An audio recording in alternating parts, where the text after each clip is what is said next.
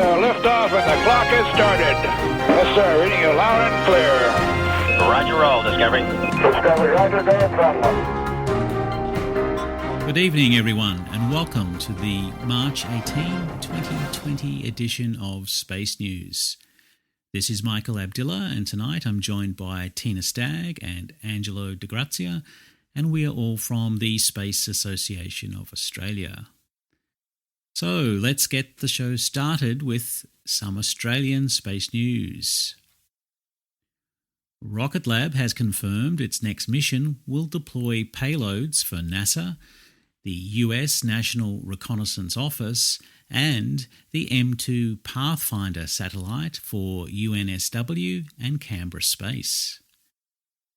The launch will take place from Rocket Lab's Launch Complex 1 on New Zealand's Mahia Peninsula, with a 14-day launch window scheduled to open on the 27th of March. The mission will be Rocket Lab's 12th Electron launch since the company began launches in May 2017. The rideshare mission will launch several small satellites, including the M2 Pathfinder satellite, a collaboration between UNSW Canberra Space and the Australian government.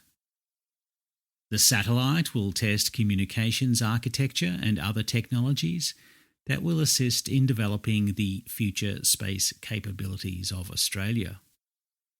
Specifically, the spacecraft will demonstrate the ability of an onboard software-based radio to operate and reconfigure while in orbit, and will also provide flight heritage for in-house developed satellite components. Andrin Tomashett, spacecraft project lead at UNSW Canberra, welcomed the milestone, saying, "We're very excited to be launching M2 Pathfinder with Rocket Lab, who have been so very flexible in accommodating our spacecraft-specific needs, let alone the ambitious 9-month project timeframe. The success of this spacecraft will unlock so much more for our customers and for Australia by feeding into the complex spacecraft projects and missions our team is currently working on." The mission has been named Don't Stop Me Now in recognition of Rocket Lab board member and avid Queen fan Scott Smith, who recently passed away. Rocket Lab will not be conducting any recovery testing on the Electron launch vehicle during this mission.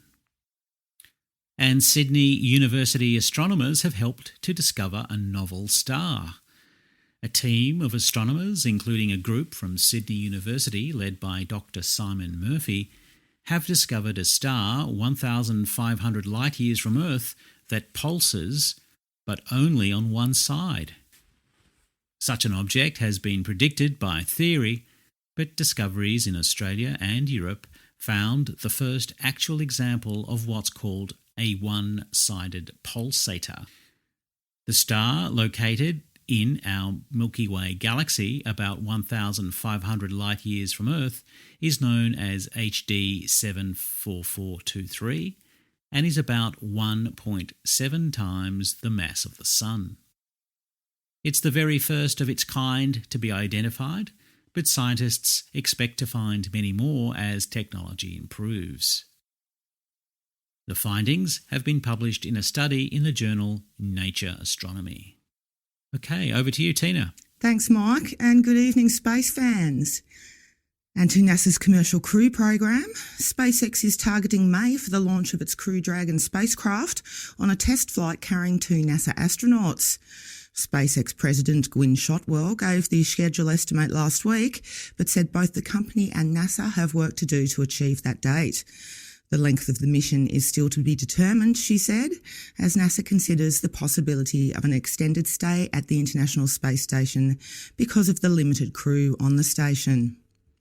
While SpaceX originally planned to fly each Crew Dragon spacecraft only once, Shotwell said the company was considering reuse of the spacecraft and didn't anticipate any issues with NASA if it did so. Meanwhile, NASA considers the trouble-plagued uncrewed test flight of Boeing's CST-100 Starliner last December a high-visibility close call. The designation will trigger additional reviews of the incident to formally detail recommendations and lessons learned. NASA announced the designation at a briefing to discuss the outcome of a joint NASA-Boeing independent review team into the flight. As reported in last week's Space News, the review resulted in 61 corrective actions, but NASA said it would not immediately release the list of actions.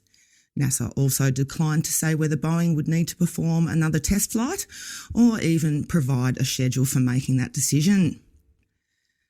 And to NASA's lunar program, and the cost of NASA's Space Launch System has now exceeded thresholds for congressional notification and action, the agency's Inspector General said last week. A report by the Office of Inspector General concluded that the cost of developing SLS through its first launch had grown by 33% by the end of fiscal year 2019 and would hit at least 43% by the time of its first launch. That exceeds the 30% threshold that requires a formal rebaselining of the program and notification of Congress, which must then reauthorise the program. The report found NASA masked the size of the cost increase by removing some program elements like booster and engine work without revising the cost estimate accordingly. NASA, in a response to the report, said it was working on a reassessment of the schedule for the first SLS mission, now expected to launch no earlier than the middle of 2021, and will comply with all the applicable reporting requirements. And NASA has selected the first science payloads that will fly on the Lunar Gateway. The agency said last week it will include a space weather instrument package developed within the agency, along with an instrument from the European Space Agency to measure radiation conditions in cislunar space. The instruments will help NASA better understand the environment astronauts will be exposed to on future missions to the Moon and prepare for expeditions to Mars. NASA did not disclose a cost or schedule for the payloads, but officials said they would develop the instruments quickly using equipment largely available off the shelf.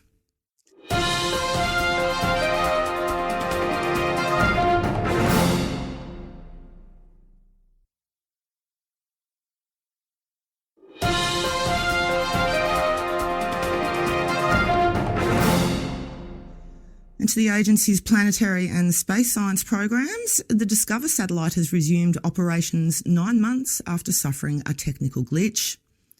NOAA said the satellite was back in service after engineers completed a software fix to the spacecraft to correct an attitude control system problem. Discover, which had been in safe mode since late June, provides space weather data for NOAA and full disk images of the Earth for NASA from its perch at the Earth-Sun L1 point. Heading over to Europe, and further to our story in last week's Space News, ESA and Roscosmos have delayed the launch of their ExoMars rover mission to 2022. The agencies announced last week that a lack of time to test and qualify problematic parachutes and electronics vital to the spacecraft forced them to postpone the launch, which had been scheduled for this northern summer. The mission had struggled with its parachutes, which were damaged in tests last year and required modifications to their extraction system that have yet to be fully tested.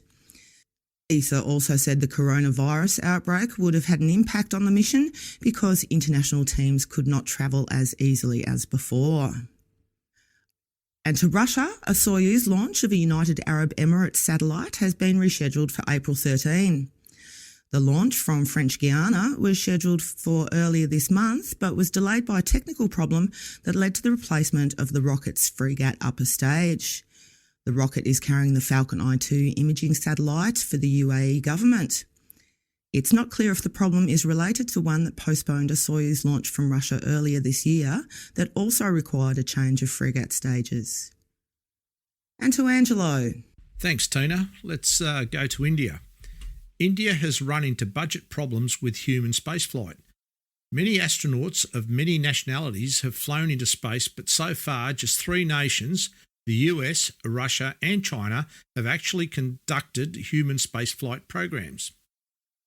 India plans to be the 4th, but it has encountered just the same problems as everyone else, a shortfall of funds that may delay its ambitions, which start with placing humans in orbit and extend to crew missions to the Moon and eventually Mars. So far, 2 Indians have flown in space.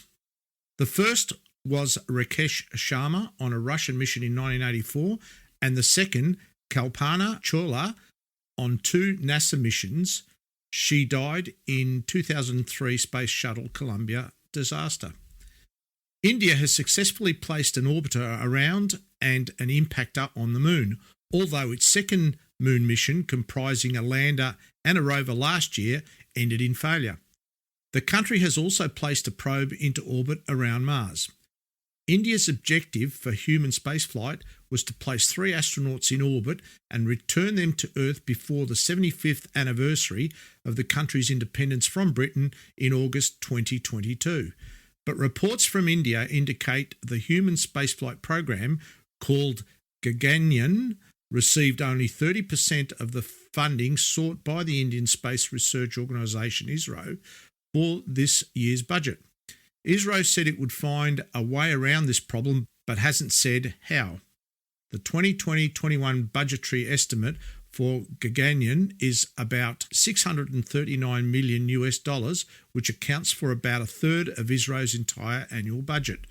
However, the actual amount ISRO has allocated to human spaceflight is only $180 million. Let's go to SpaceX. SpaceX plans to build Starship out of a different stainless steel alloy. The company built its first few Starship prototypes out of a stainless steel alloy known as 301. But aerospace engineers have been using that particular metallic blend since the middle of last century, and it's time for SpaceX to make a change, company chief Elon Musk said. I think we'll start switching away from 301 maybe in the next month or two, Musk told the Satellite 2020 conference. SpaceX is still committed to stainless steel for both the 100-passenger Starship and Super Heavy, the giant rocket that will launch the ship from Earth. The company will just migrate to a different alloy whose constituents SpaceX will tweak over time, Musk said. He also told the conference he's definitely going to be dead before humans reach Mars unless innovation speeds up.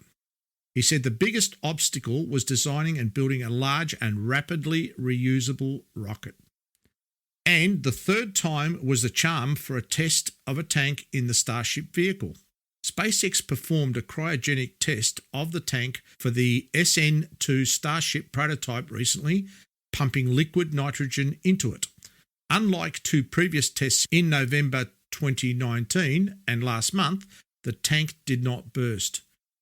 The prototype likely won't be used in engine tests, according to tweets from SpaceX's boss Elon Musk, with the next vehicle, SN3, used for static fire tests and short flights. Meanwhile, Musk says there is zero discussion about spinning off SpaceX's Starlink constellation into a public company.